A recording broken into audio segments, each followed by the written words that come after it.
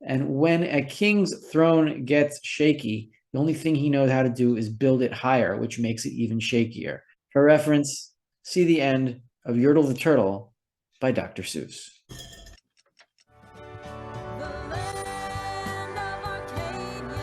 Well, hello there, my friends. Rafi here from the Endgame Investor. Haven't seen you in 2 weeks. Thanks to the Thanksgiving break. Good to see you again, Chris, everybody at Arcadia Economics. And in today's Silver Report, I wanted to focus on some earnings. The earnings for who, for what, for when, for the Federal Reserve itself. Their earnings for Q3 of 2022 just came out, and they are bad. Extremely bad. Losses that top $1 trillion, and whose earnings statement shows that they own 48% of the entire stock of 30-year bonds. Why should this affect silver? Because the unit of liability of that bank that has lost over $1 trillion is the dollar itself.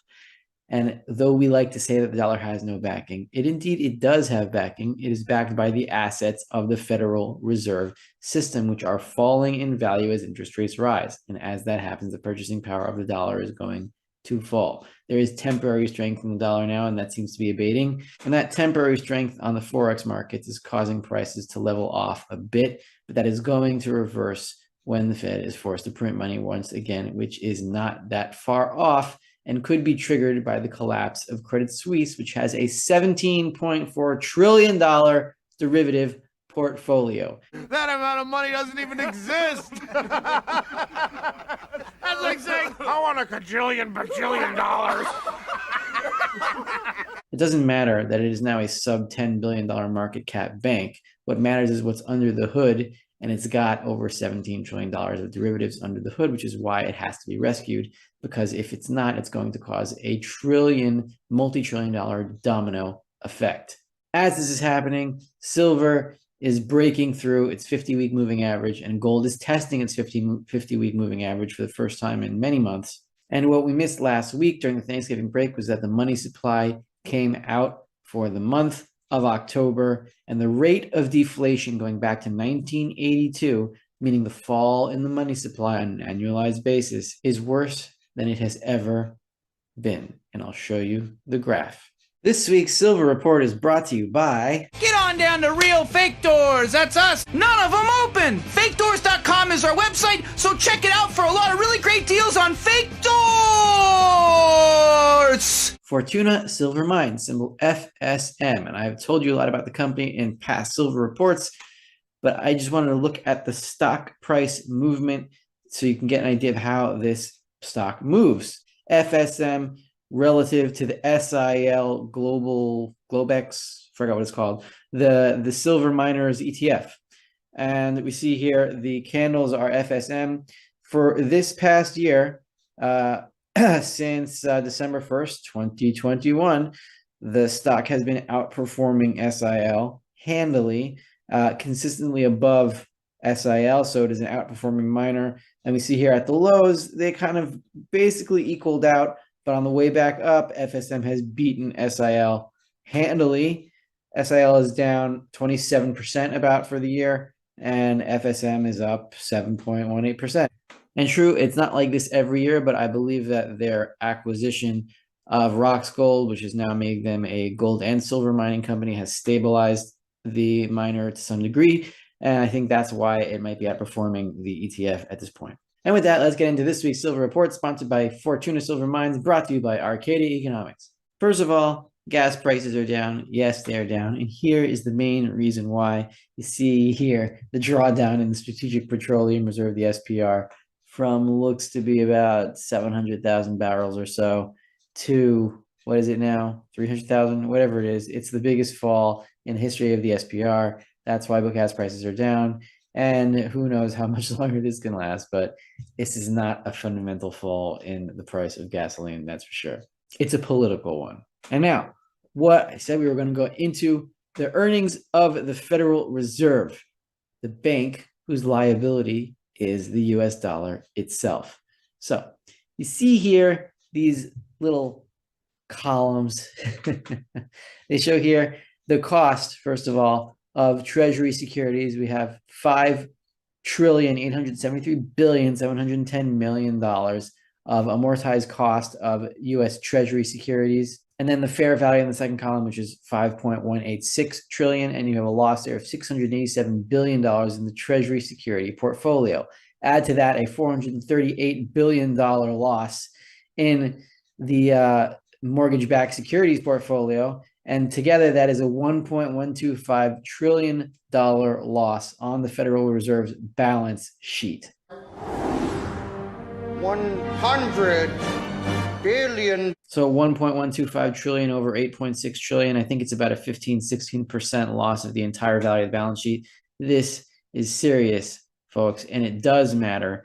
Don't believe anyone who says it doesn't matter because the bank is magical and it can just issue units of money. It can't. It can issue units of money substitutes. The Fed does not issue money. It issues substitutes for money, which is gold and silver. And as soon as those money substitutes die, none of these numbers matter anymore. And the higher their losses, the quicker the unit will die. Just like any other bank that issues a money substitute, if rumor has it that the bank is bankrupt, as what is happening here on this balance sheet in the numbers, then its liabilities become valueless as well. Now here, I juxtapose that previous earnings statement to the current holdings of 30-year Treasury bonds, right? On the right here, you have bonds in the bonds category. This is from SIFMA, the organization that keeps track of all these Treasuries numbers. On the Fed's balance sheet right now, here we have $1.490506 trillion in bonds. The bonds category includes the 20-year and the 30-year. The 20-year is relatively new.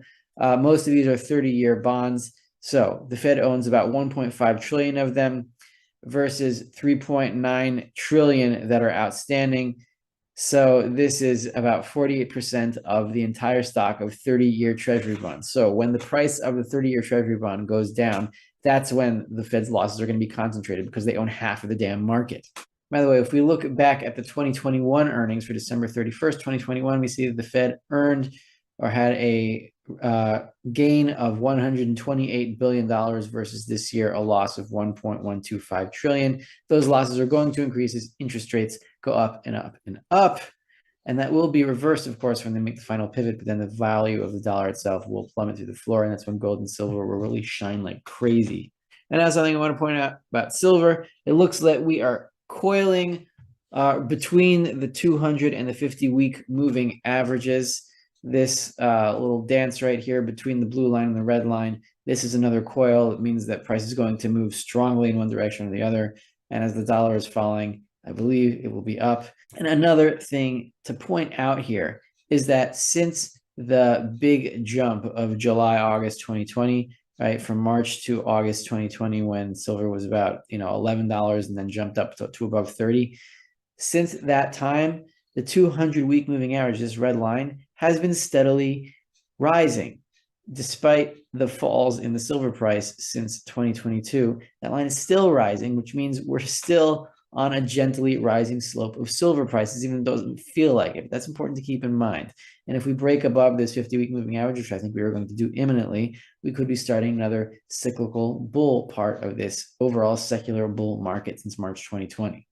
And this is being confirmed by gold here, which is also sitting between its 50-week and 200-week moving averages, also coiling at around the same levels.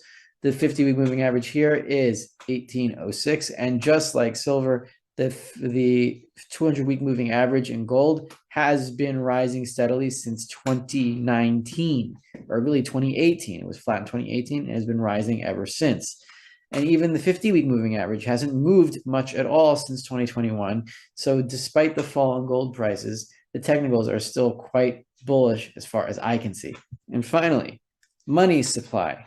This chart I have never showed to anyone before. It goes back all the way to 1982. I show the chart usually from 2006, but here is a long-term view of annualized monetary growth rates. This is the actual rate of inflation / deflation of the money supply, not of consumer prices. So you can see here that deflation on an annualized basis is extremely, extremely rare. It has only happened about 2 or 3 times in history since 1982, since Volcker started printing money after the big tightening cycle of 1978 to 1981. So we had deflation coming online here in 1992 and 1993. So why didn't we have a big crash then? I believe it was because the internet was making production a lot more efficient. So even in a deflationary money supply environment, you still had rising stock prices because earnings were going up and companies were really doing very well. And then you have here the deflation of 2008, where the money supply growth rate fell to zero, just below zero.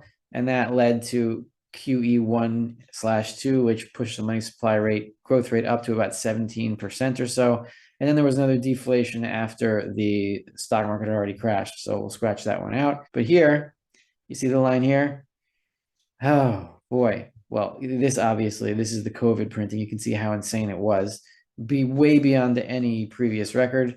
And then we have a break below the zero line, meaning absolute deflation, money supply shrinking on an annualized basis, going below zero here. And we had a tiny little blip up for holiday spending season, but now we are headed back down again. And seasonally, money supply does tend to shrink during the January, February point. We have serious deflationary forces in the banking sector, which is going to bring down a bank or two or all of them. And who is the biggest contender to be the first domino to fall right now? That is Credit Suisse. Let's take a look at what's under the hood in Credit Suisse. So this is from page 100, 300 something out of 400 something. I don't remember the page number, but it's in the annual report. This is their derivative portfolio. This is in billions. So this number 14,555.3, that's $14 trillion. The biggest section of these derivatives are interest rate swaps, which go down in value as interest rates rise. And so this derivative portfolio is the real problem here. If Credit Suisse goes under, there's going to be margin calls. They're going to have to sell these things, and it's going to lead to the same thing that happened in the UK when there were forced margin calls that brought the whole bond market down, or the gilt market, and then the Bank of England had to intervene. So if Credit Suisse is not rescued, the pyramid will come down. Credit Suisse will be rescued, and it will be rescued by another global round of money printing, which is soon to come. Exactly when, I do not know, but it is coming. The total amount of derivative instruments here is $17.4 trillion, which is enough to knock down the entire $600 trillion, or some say $1.5 quadrillion derivative pyramid that is rotting the financial world, and that rot is about to take over and kill it, which is a very good thing, because we have this thing called central bank digital currencies that are being born, that are in utero right now, and that they want to bring out into the open as soon as possible. One thing I wanted to make clear about these CBDCs is that we do not have to worry about them for the long term. They might come into existence and cause our lives to be living hells for a short period of time, as the government will have complete control over the monetary system, and there will be no escape, and they will know every transaction you ever make. But what must be emphasized here is that CBDCs are not fundamentally different from a monetary perspective from the digital dollars that are in your checking account right now. It is not a new pyramid. It will be another layer of the current pyramid. And when a king's throne gets shaky, the only thing he knows how to do is build it higher, which makes it even shakier. And so CBDCs will not stabilize the financial pyramid. They will make it even shakier, if they even make it to their birth, which I have my doubts as to whether they will. And so as terrifying as central bank digital currencies are, we do not have to worry about them as long-term enslavement, because they will not survive long before the public attacks it through hyperinflation and destroying the entire throne of the financial hooligans and thieves of the world. For reference, see the end of Yertle the Turtle by Dr. Seuss. This is Rafi of the Endgame Investor with this week's Silver Report for Arcadia Economics. If you want to sign up for a 2-week free trial of the Endgame Investor, the link in the description below, or if you want some extra biblical commentary on monetary and economic policy topics, sign up to be my patron on Patreon for as little as $3 a month. And I'll see you guys next week, my hunch, with a much higher silver price.